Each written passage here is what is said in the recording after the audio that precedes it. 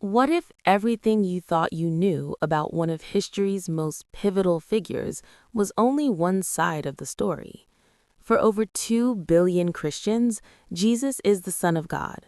But for nearly 2 billion Muslims, he is something different, yet equally miraculous. In Islam, Jesus, known as Isa, is one of the greatest prophets ever sent by God, and his story may surprise you. The Quran begins with a miracle.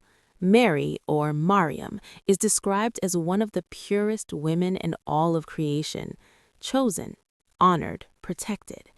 She withdraws in devotion when an angel appears with an impossible message. She will bear a child, but no man has touched her. Through God's command alone, the child is conceived. No father, no human intervention, only divine will. Be, and it is. Just like Adam was created without parents, Jesus is created by God's word. A miraculous birth, shared by both Islam and Christianity, a bridge between two faiths. But then the story changes. While Christians believe Jesus was crucified, Islam teaches something different. The Quran says they did not kill him, nor did they crucify him. It only appeared so. Instead, God raised Jesus up to himself, protected, saved, elevated.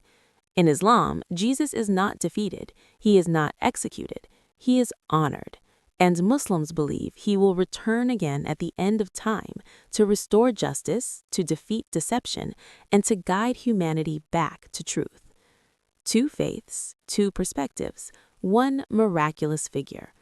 Perhaps understanding both stories doesn't divide us, but helps us see the bigger picture. Because sometimes history has more than one side.